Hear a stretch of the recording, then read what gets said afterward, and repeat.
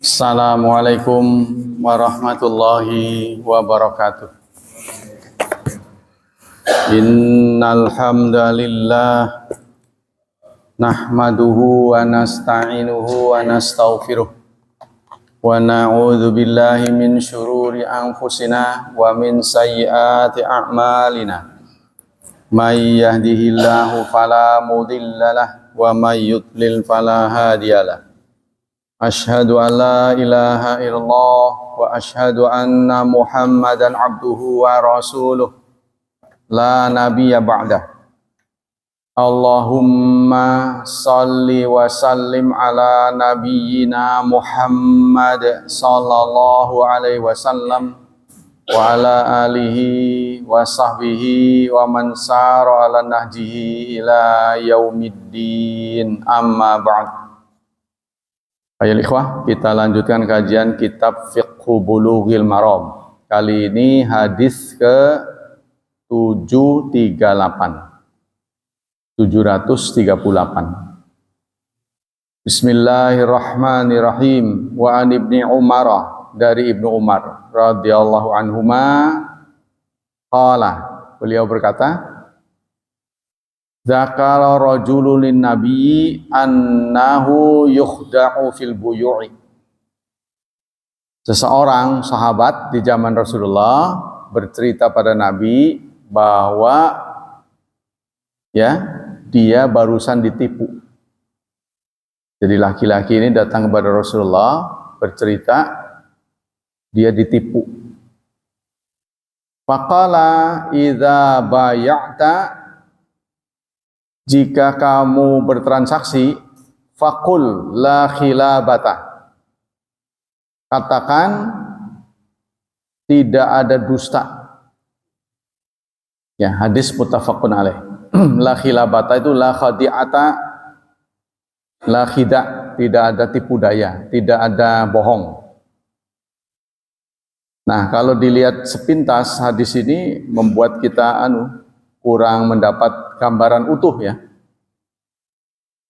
Jadi kita ambil dari Muslim. Apa asbabul wurud dari hadis ini? Nah, dalam syarah Muslim disebutkan begini.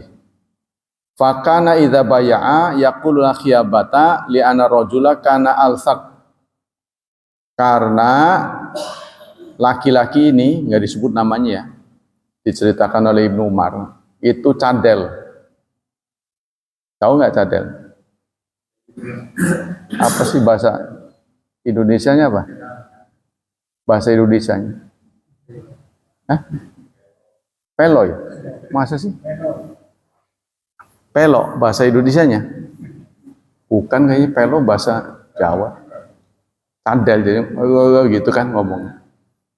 Nah, ketika dia berjual beli kayaknya nggak jelas, jadi tertipu. Maka kata Rasulullah, kalau mau jual beli bilang ya, jangan nipu saya gitu sebelumnya. Suruh begitu sebelum bertransaksi. Jadi ada latar belakangnya. Setiap omongan Rasulullah itu tidak spontan ya, berlaku kepada semua orang, harus dilihat dulu konteksnya. Wala yumkinu ayyakula khilabata. Nah, orang ini nggak mungkin dia ngomong la khilabah itu, la khilabah. Masih nanti akan suaranya beda. Wa hadza rajul Hayyan ibnu Manfad bin Amr al-Ansari. Nah, ini dijelaskan ya. Kalau dalam syarah jelaskan nama orang itu adalah Habban bin Munkid bin Amr al-Ansari. Nama orangnya pelok. Syahida Uhudan, dia ikut terlibat dalam perang Uhud. Wa kana qad balagha mi'atan wa salasina salah. Umurnya ya sampai 130. Umur ya, waduh udah hampir tidak ada di zaman sekarang. 100 saja terdengar siapa 100? Mahathir.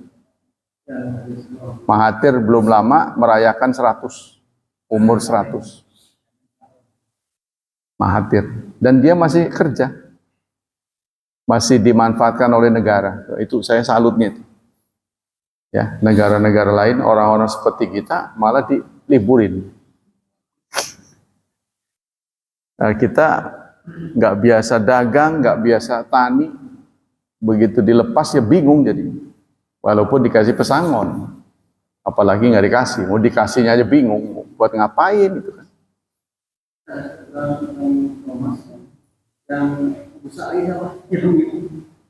Oh ya, ya itu orang KS. Belakangan anunya jadi action ya, dia bersikap tidak mau mengkonsumsi jajanan pasar. Tuh. Sehingga tamu-tamu pada datang. Mulai itu jual beli jimat. Ya, tidak terpuji itu mah. Jangan ditiru. Nah, ada aja orang menyibukkan diri di saat-saat pensiun. Anda pinter-pinter lah. Karena Allah memberikan umur pada kita harus disyukuri. Bagaimanapun. Walaupun tubuh kita makin hari makin rongsok ya. Merongsok. Tetap harus kita pelihara. Harus kita syukuri. Hidup itu anugerah.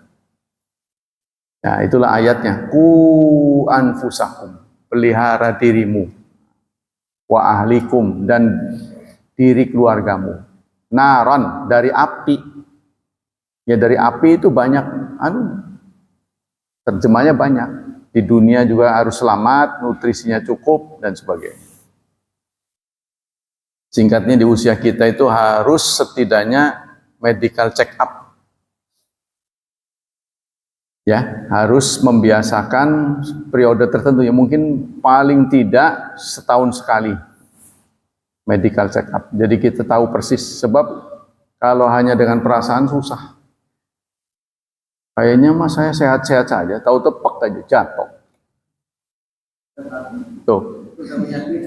Kadang-kadang saya sebulan sekali paling enggak datang di puskesmas, paling lambat tuh 3 bulan sekali. Ya, sebab memang dianjurkan mendatangi 3 tempat supaya kita itu stabil. Pertama, datang ke kuburan. Kamu bakal begitu nantinya. Yang kedua, datang ke rumah sakit. Banyak orang sakit, kamu dikasih sehat, bersyukur. Satu lagi apa? Ya masjid. Enggak tempat penderitaan. Iya penjara, betul. Penjara mah saya jarang. Nah itu harus datang tuh orang-orang yang telah berbuat maksiat dan dosa. Tapi tetap nggak boleh putus asa. Hidup harus dihargai. Ya, kita kembali ke sini. Jadi ditakdirkan orang ini umurnya sampai 130 tahun. Kenapa sih dia bisa pelok tadi? Apa memang bawaan lahir? Tidak bawaan lahir. Katanya di sini ceritanya wa kana syujja fi ba'da maghazihi ma'an nabi. Suatu saat dia ikut perang lalu terluka. Luka dalam. Ya mungkin merusak pita suara ya. Mungkin apa? Nancep sini apa gitu. Nah, tuh. Fi bandil husun di suatu benteng ya, dia bersembunyi di suatu benteng lalu tertimpa batu fi roksihi kepalanya. Jadi kepalanya kena batu. Tuh, itu setelah sembuh ya, fataghayyara bi lisanuh. Maka lisannya berubah. Setelah sembuh, suaranya itu tadi, pelok. Begitu juga akluhu, akalnya rada beda pendiriannya. Ya. Lakinnahu lam yakhruj anit tamyiz. Tapi masih sadar, bisa membedakan baik buruk masih.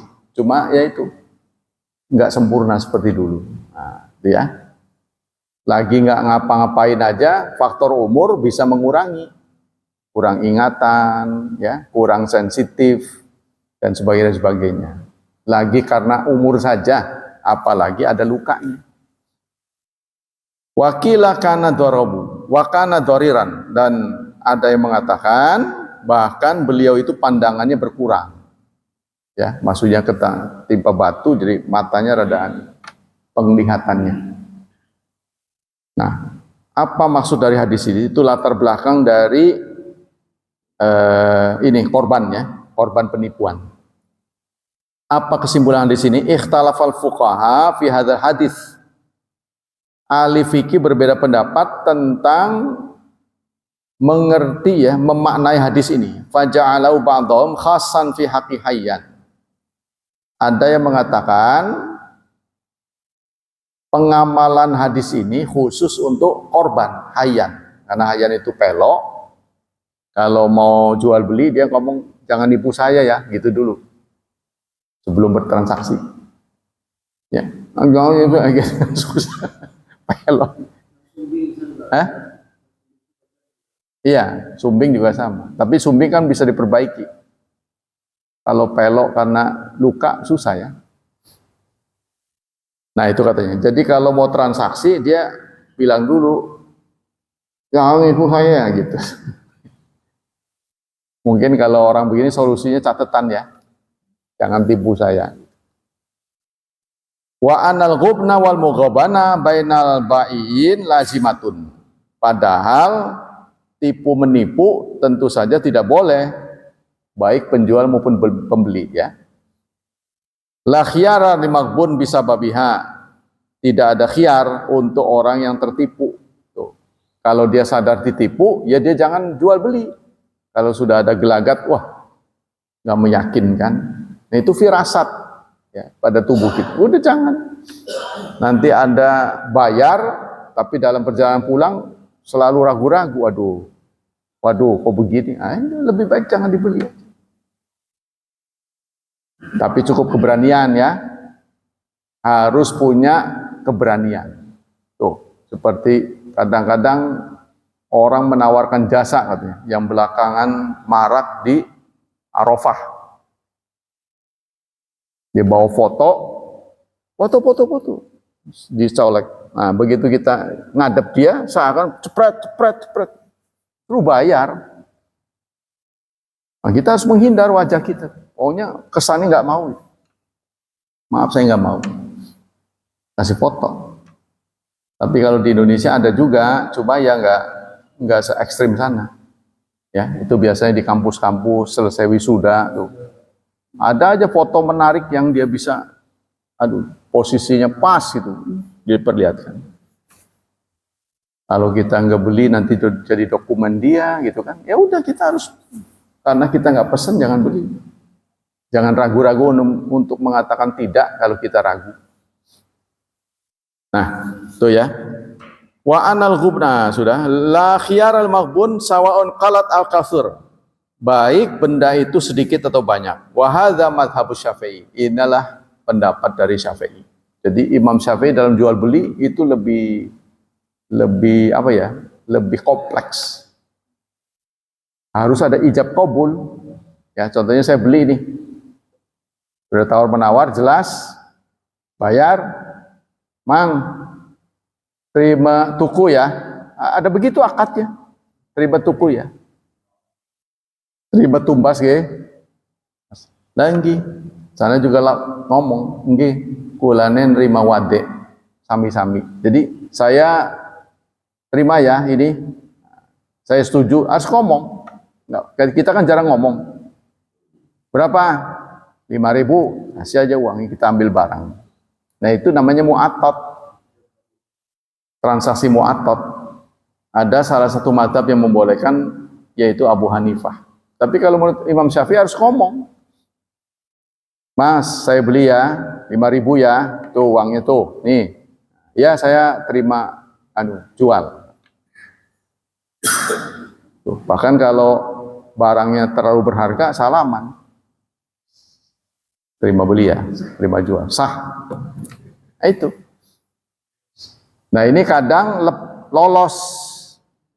Nah saya sering ingatkan, sama bukan saudara aja, saya juga kadang-kadang lupa. Contohnya ngojek, main nangkot aja.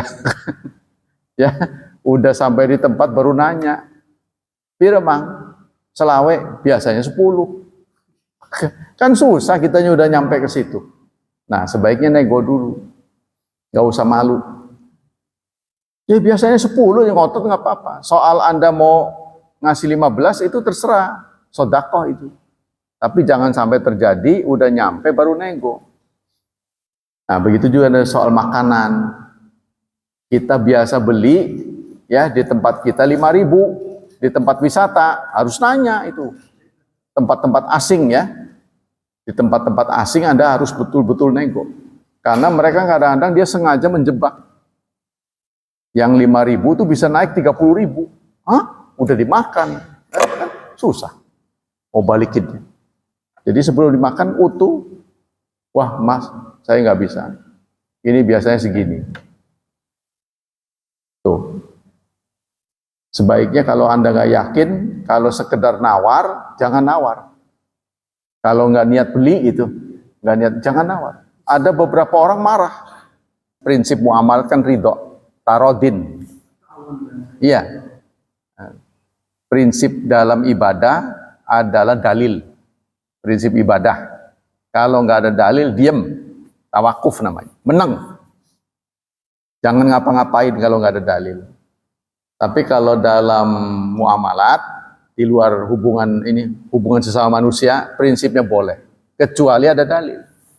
Contohnya riba, sama-sama suka. Saya ngutang 10 juta, nanti bayar 11 ya, atau 10.500 dan sebagainya. Sama-sama suka, ada dalil yang nggak boleh. Suka, dia senang, ya saya senang. Oh saya lagi mepet. Dan itu kebanyakan pelaku pasar itu riba loh. Dia modalnya kebanyakan utang. Yang kedua, annal khida'a fil bai'i makruh. Menipu dalam jual beli itu makruh hukumnya tadi. Ya. Walakinnahu la yafsakhul bai'a. Akan tetapi jual belinya sah. Kalau kita nipu, dia mau, ya karena tipuan kita dia mau, maka jual belinya sah. Cuma makruh. Illa inishtara mushtari bil khiyar. Kecuali kalau tadi berdasarkan nego. Mas, saya beli tapi dengan catatan ya saya pengen begini speknya. Kalau ini tidak ada, batal ya. Kan dia butuhnya begini. Nah, nanti kalau dipakai ternyata tidak bisa, batal ya, saya kembaliin. Nah, kalau ada omongan begitu, berarti harus kembaliin. Wahiyah khiyarus syarti. Nah, ini yang disebut dengan khiyar syarat. Jadi garansi berdasarkan kesepakatan. Saya bawa dulu ya, karena saya nggak mungkin bisa dijajal di sini, kan? Nanti kalau tidak bekerja sesuai dengan keinginan saya, tidak bisa operasi sesuai, maka saya kembaliin. Oh boleh. Nah ini namanya layanan purna jual. Ya itu yang penting buat perusahaan-perusahaan, layanan purna jual. Ya, servisnya harus, waduh betul-betulan. Sebab itu akan memupuk nama baik kita, memupuk kepercayaan. Kalau kita sudah dipercaya, waduh susah terpisah dengan member. Dia akan terus ke situ lagi. Jadi tuman singkat.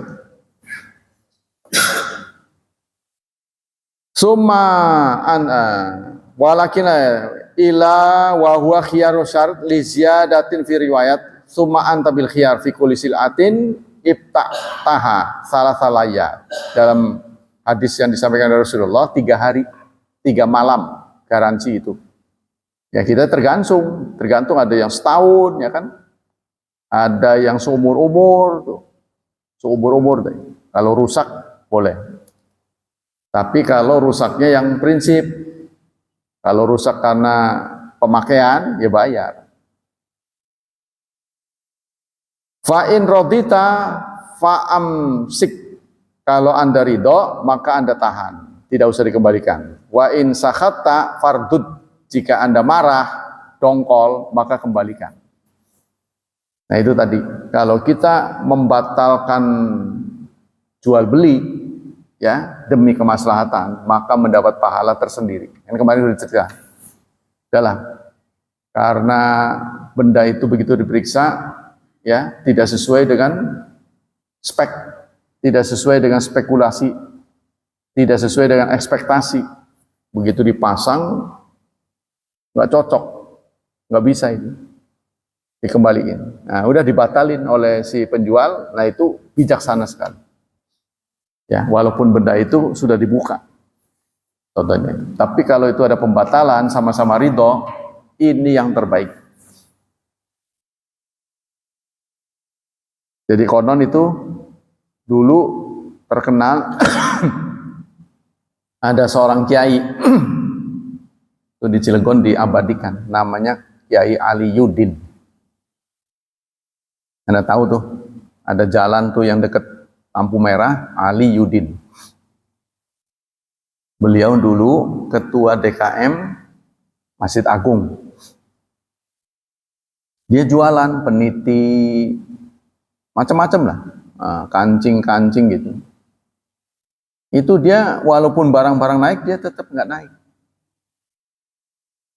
Sebab dia ingat modalnya, jadi nggak ikut pasaran. Modalnya segitu ya segitu. Akhlaknya bagus. Ketika kemudian orang patungan untuk memberangkatkan haji, sepasang suami istri, dia menolak. Saya aja, karena Anda kan memandang saya, istri saya nggak termasuk ya. Jangan dimasukin. Tuh, akhirnya dia membiayai untuk istrinya. Jadi untuk istrinya dari biaya dia.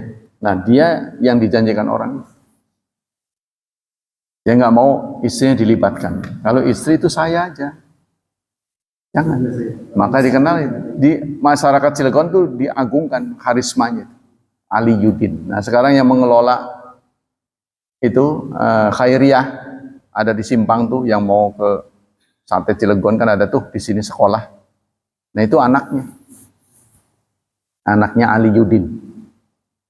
Berikutnya dari Jabir radhiyallahu an, la'ana Rasulullah akila riba wa mukilahu wa katibahu wa syahidaihi wa qala hum sawa.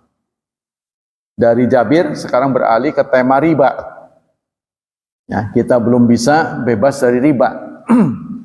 Tapi setidaknya kita mengurangi. Nah, dengan cara apa? Usahakan jangan ngutang ke bank. Dalam bentuk apapun, selalu nggak bisa bebas dari riba. Kalau kita ngutang ke bank. Contohnya apa? Kalau Anda menggunakan kartu kredit, sekalipun tidak ada bunga, Anda tetap bayar materai itu. Ya kan? Dan administrasi bahasanya. Bahasanya administrasi. Bentuk apapun kelebihan dari utang yang harus dibayar, itu riba. Tuh, sekecil apapun, itu pendapat dari MUI kalau saya. Sekecil apapun. Nah, kita susah ya. Seperti bank-bank itu bagaimana dia bisa membiayai karyawannya kan? Begitu lagi kan jawabannya. Ya susah. Jadi itu kondisi darurat lah. Barangkali kalau kita nyimpen uang, masa mau ditaruh di bantal, kadang-kadang menjadi madarat buat kita. Mau bayar harus tunai, kan susah kan. Sekarang kan semuanya lewat online kan. Jadi kita terhindar dari desak-desakan, bayar tagihan ya, dari online. Bahkan sekarang udah makanan-makanan sampai ke tempat terkecil udah pakai kris. Sudah praktis. Memang itu terhindar dari sih. Terhindar dari kejahatan, tapi Anda harus hati-hati di HP-nya. Karena bisa dihack ya kan?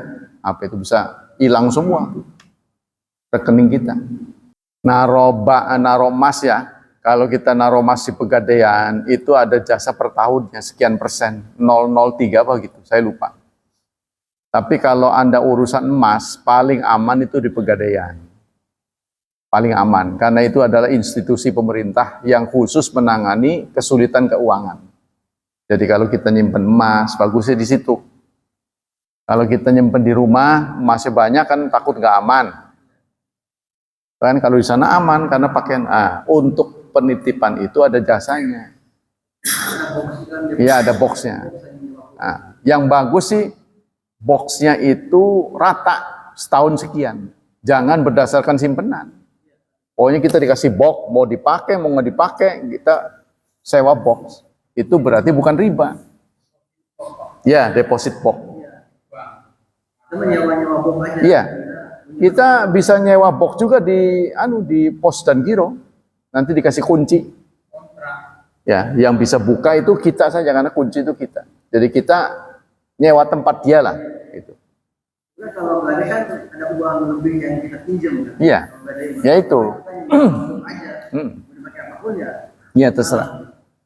Itu bisa. Berarti kalau nyewa itu biaya sewa, bukan biaya emasnya. Tapi kalau sewa dikaitkan dengan jumlah barang, itu berarti arahnya ke riba. Kan box mah dikasih segini, ya, ya kayak brankas gitulah, dalam bentuk brankas. Dia yang jaga, dia punya keamanan buat satpam gitu kan. Kalau hilang dia yang ganti. Tuh, contohnya gitu. Ini pokoknya brankasnya utuh. Itu besi yang kuat sekali. Ya per tahun. Nah itu kalau kita sewa, ya itu biaya sewa bukan riba itu. Itu jauh lebih aman. Tuh, kita mau pergi, memang tabungan yang paling bagus itu emas. Memang. Cuma kalau kita mau pakai langsung susah, harus dijual dulu. Tuh, masalah gitu. Kalau yang sifatnya fisik ya, tapi kalau yang virtual bisa langsung. Jadi nyimpen emas juga ada bentuk virtual. Kita nyimpen emas nih, contohnya kita beli 10 gram dalam bentuk virtual di Pegadaian, bisa. Nanti kalau kita mau jual, kita jual harga pas. Cuma dengan dicetak. Kalau kita butuh pakai, kita bisa minta cetak, tapi nanti ada ongkos cetak. Jadi maksudnya harga emas itu ada yang rata-rata, yang dipakai satu rata-rata gitu. Contohnya 100 gram. Dengan 1 gram sama. 100 gram dengan 1 gram itu sama. Pokoknya kali 100 saja, itu virtual. Tapi kalau fisik beda. 100 gram bentuk balok ya, dengan 1 gram. Itu kalau dibuat 100 mahal yang 1111. Iya, karena cetak. Tapi kalau yang virtual sama, 1 kali 100 saja. Tuh bedanya di situ, keuntungannya.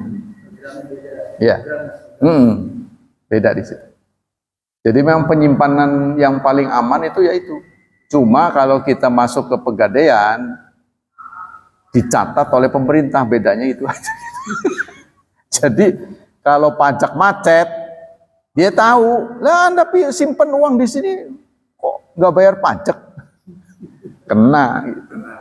Iya. Jadi identitas kita terbaca, kekayaan kita. Kan bank, institusi pemerintah itu kan mata-mata pemerintah semua itu, mata-mata semuanya.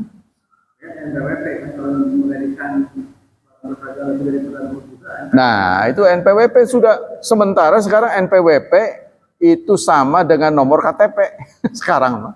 Udah tahu belum? Itu NPWP Anda itu sama dengan nomor KTP. Menyatu. Yang dipakai itu sekarang nomor. Iya, NIK itu jadi NPWP sekarang. Pemerintah pinter, jadi bisa dilacak. Apalagi KTP kita, KTP itu ada bionya di situ, tersimpan data kita. Iya, nanti suatu saat pasti ATM, KTP jadi satu, jadi nggak ruwet, satu aja. KTP ada, ATM ada, terus e-money ada, wah ruwet amat banyak. Harusnya satu. Ya, suatu saat tapi belum waktunya. Baik, kita ganti pelajaran. Bismillahirrahmanirrahim. Ini ada ungkapan besar.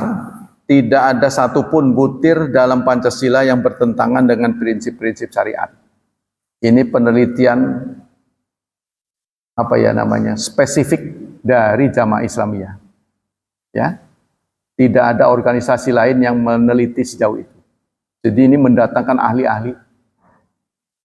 Nah, kemarin dikumpulkan lagi karena menyambut Hari Bayangkara. Tuh, ini satu bukti, saudara, bahwa ya dengan kembalinya kesadaran, maka 3 tahun terakhir tidak ada serangan. Polisi merayakannya, kita yang menderita. Mereka merayakan 3 tahun tidak ada serangan, 3 tahun terakhir. Sejak awal berdirinya, Jamaah Islamiyah dikenal mampu membaur dengan masyarakat. Khususnya di kalangan Nahdlatul Ulama. Karena apa? Mereka wawasannya kenegaraan. Kalau yang sering ribut-ribut itu kawasannya lokal. Pikirannya lokal, menang dewek. Mau menang sendiri, tidak mau menang berbagi. Kita sampai hari kiamat pun tidak bisa menghilangkan tahlilan. Karena udah watak dia. Walaupun digorok sekalipun. Iya, dia boleh mati tapi akidahnya tetap meyakini itu benar. Jadi susah. Ngapain kita ngurusi begitu-begitu?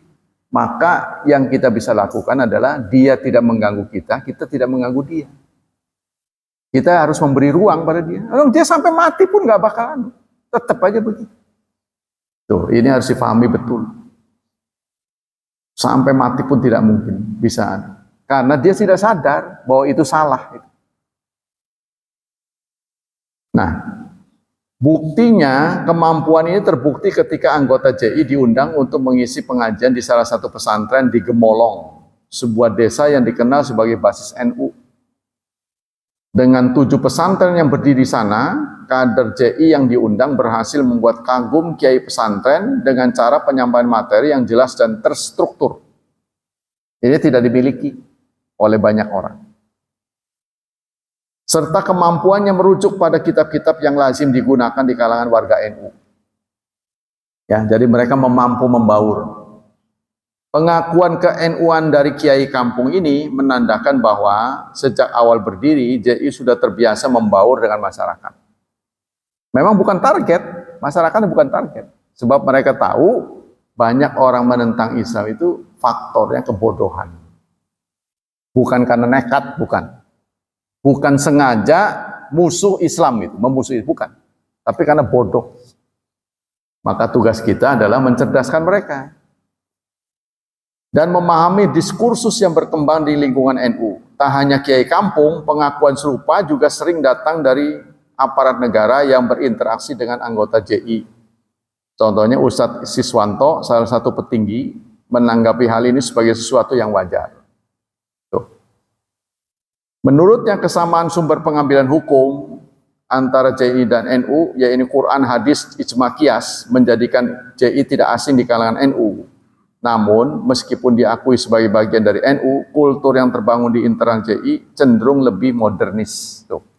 Malah lebih bagus ya, lebih tepos seliro ya. Jadi, jika mereka dianggap sebagai bagian dari NU, mereka lebih suka dilihat sebagai NU yang modern. Tuh, ya.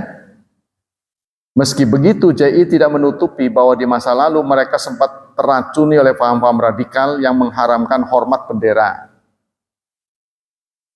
dan menyanyikan lagu kebangsaan. Ya, sempat begitu. Pandangan ini tidak lepas dari latar belakang sejarah ketika pemerintah Orde Baru di bawah Soeharto mewajibkan asas tunggal Pancasila yang dianggap sebagai upaya untuk menghalangi penerapan asas Islam. Nah, dulu sempat ribut itu, ya, ketika di Orde Baru dipaksakan semua organisasi harus asas tunggal. Nah, itu istilahnya asas tunggal, harus Pancasila. Maka dibuatlah penataran P4. Semua orang yang mau kuliah harus ikut P4, dibayar oleh pemerintah. Iya. Saya juga termasuk ya ikut penataran sebelum kuliah. Nah, bukan kita yang bayar, malah kita makannya gratis, dikasih sangu pulangnya itu, dikasih uang karena kita ikut belajar. Nanti ada sertifikatnya, berhasil apa enggak. Itu sebagai syarat masuk kuliah. Kalau itu tidak berhasil, ya, tidak lulus, nggak bisa masuk.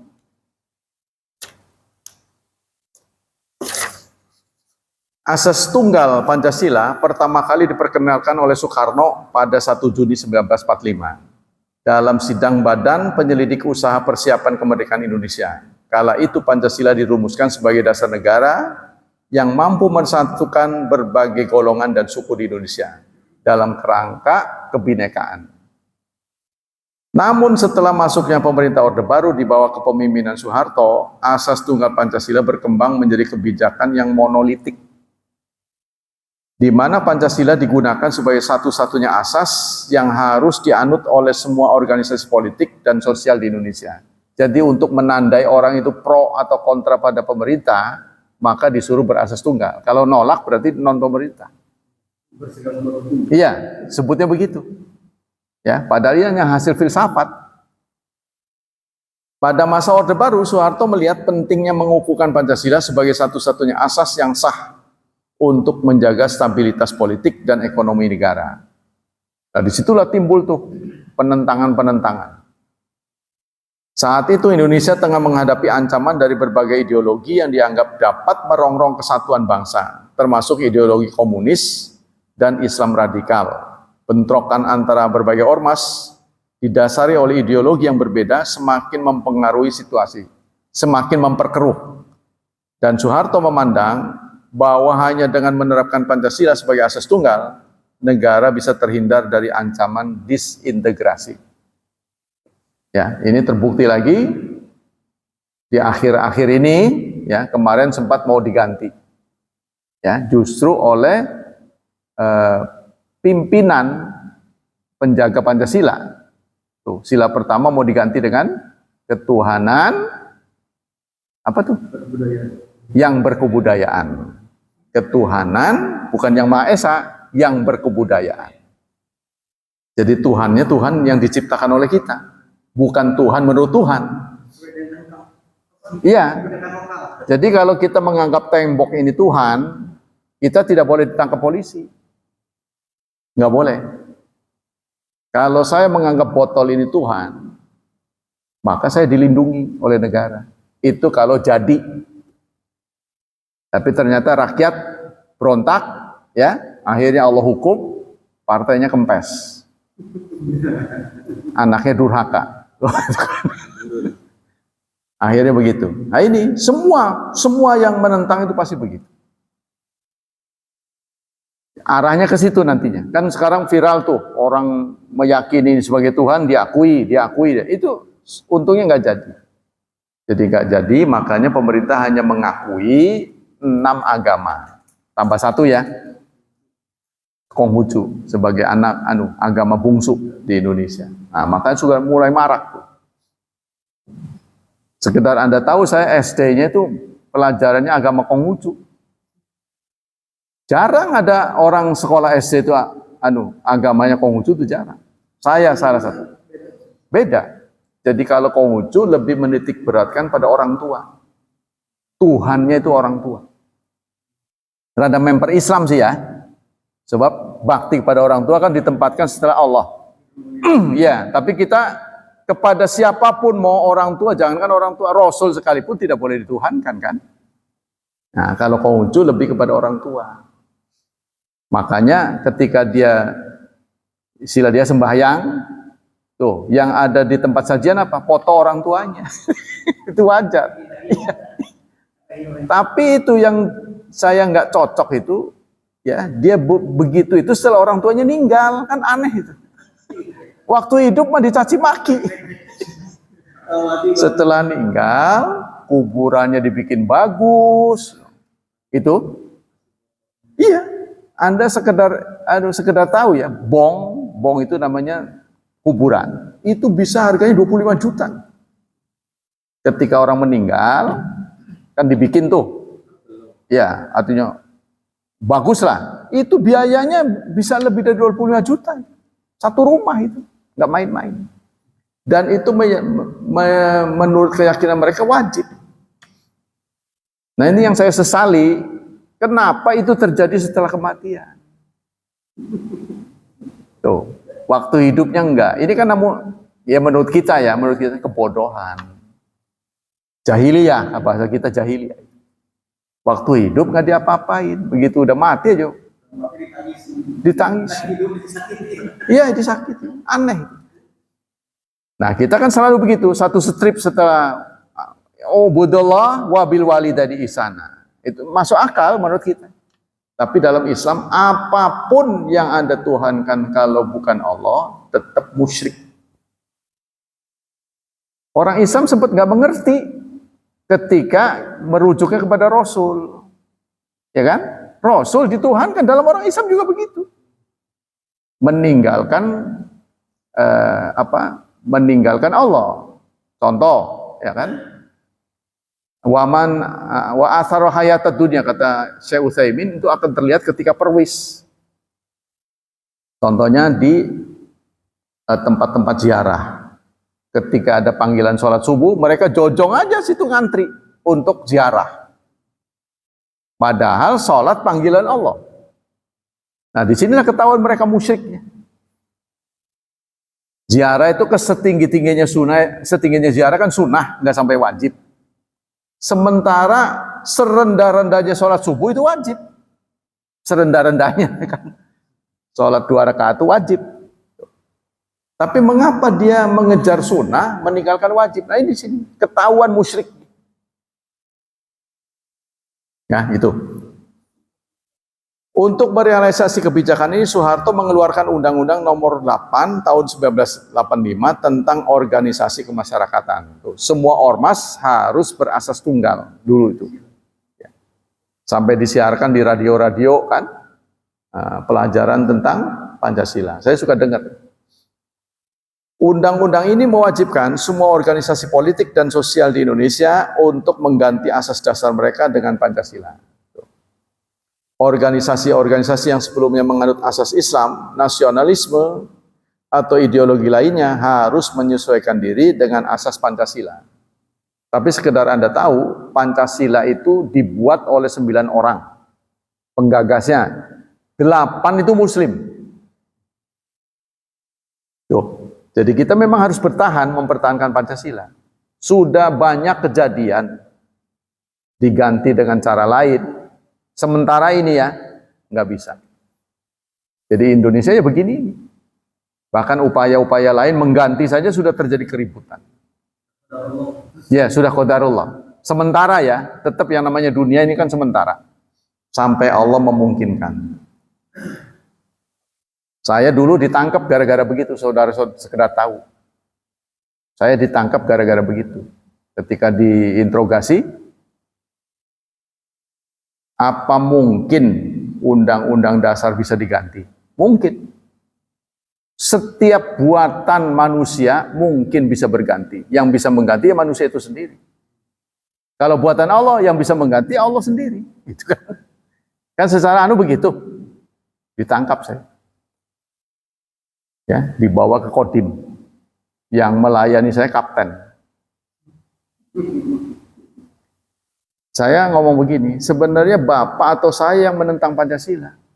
Saya heran sama Bapak.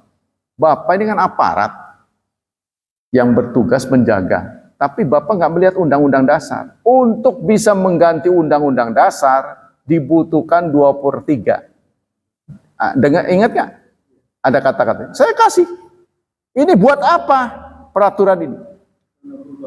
Iya, kamu itu, dia bisanya begitu, mendelik. Biasanya mendelik, tapi dia nggak bisa jawab saya. Ini loh Pak, ini yang menentukan 2/3 dibutuhkan 2/3. Kalau saya bisa membentuk 2/3 bisa diganti saya bilang.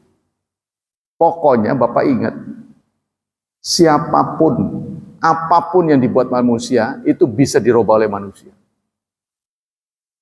Yang dibuat Allah, hanya Allah yang bisa merubah. Nah, sebelum 1945, Pancasila itu nggak ada, Pak. Jadi sesuatu yang tadinya nggak ada, bisa nggak ada lagi, saya bilang. Tergantung. Saya bilang begini,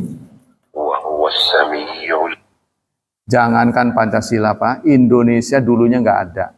Sebelum 17 Agustus 1945. Tapi tanah yang dijadikan Indonesia kan sudah ada. Namanya dulu Nusantara. Namanya Nusantara. Apakah kelak Indonesia bisa berubah menjadi Nusantara lagi? Kitalah yang akan menjawab. Maka Bapak dan saya sama-sama berkewajiban menjaga tanah ini. Saya bilang begitu waktu itu. Saya ceramai. Saya ceramai mereka itu. Wah, saya nggak mendapat pendidikan sejauh itu. Ya, Bapak militer sih. Gitu lah. Setelah itu saya dipoto kanan kiri, depan belakang, siarkan semua ke lurah-lurah semua. Sebagai orang terlarang, wanted. Iya, dulu berbahaya, jangan berbahaya. Itu dulu kasusnya begitu. Ya, tapi itulah beberapa puluh tahun kemudian wakil rakyat yang mengganti, wakil rakyat, ya kan? Kan sudah bukan undang-undang dasar lagi 45, bukan 45, ini sudah amandemen. Mereka yang ngeganti nggak dihukum. Benar kan kata saya bisa diganti? Contohnya ada yang diganti begini. Presiden adalah orang warga negara Indonesia asli. Aslinya sudah dicoret. Sekarang. Dulu Islam. Dulu begini. Presiden adalah orang Indonesia asli yang beragama Islam. Dulu beragama Islam dicoret. Nah, setelah itu sekarang aslinya dicoret. Makanya Bapak tidak pernah melihat lagi tulisan pribumi itu kan. Jadi kata pribumi itu oleh pemerintah sudah dianggap kata terlarang. Sebab kenapa? Siapa sih yang pribumi asli? Kalau mau ngitung begitu tuh. Nah, sekarang Jogja menerapkan itu. Anak saya kan di Jogja. Jadi jangan saya seperti saya ini nggak bisa bermimpi punya tanah di Jogja. Tapi kalau Pak Hilman bisa, karena diperiksa pribumi. Begitu juga nggak pandang agama Jogja itu. Orang Papua yang Nasrani bisa punya tanah di Jogja karena dia pribumi. Jadi dia undang-undangnya pribumi, bukan Islam. Iya. Lah kalau di KTP diganti, anehnya Jogja itu bisa menelusuri KTP terus gitu. Oh, pernah di keturunan berapa dia bukan pribumi, dicoret. Iya. Contohnya saya kan sekarang menikah dengan pribumi, anak saya harusnya pribumi dong. Nanti keturunan berapa kan hilang. Itu dia bisa lacak anehnya. Itu kata anak saya. Bisa terlacak. Di keturunan berapa di atas Bapak bukan pribumi. Bapak tidak berhak. Jadi makanya nyewa.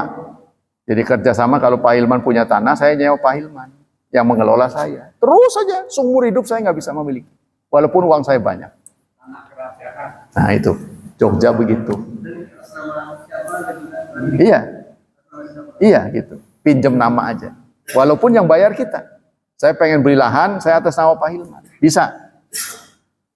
Tapi saya nggak bisa merubah nama saya. Ya, begitulah kondisi daerah-daerah di negara kita. Setidaknya kita tahu ya. Demikianlah hadirin, hafizani hafizakumullah kajian pagi ini. Semoga Allah Subhanahu wa taala melipat gandakan pahala kita. Semoga Allah tetap menjaga dan melindungi kita dari wabah dan fitnah, dari syubhat dan syahwat. Dan semoga masa depan anak kita dicerahkan oleh Allah, dimudahkan hidupnya, serta ditakdirkan menjadi hambanya yang saleh dan salihat. Subhanakallah wa bihamdika, asyhadu an la ilaha illa anta astaghfiruka wa atubu ilaik. Wassalamualaikum warahmatullahi wabarakatuh.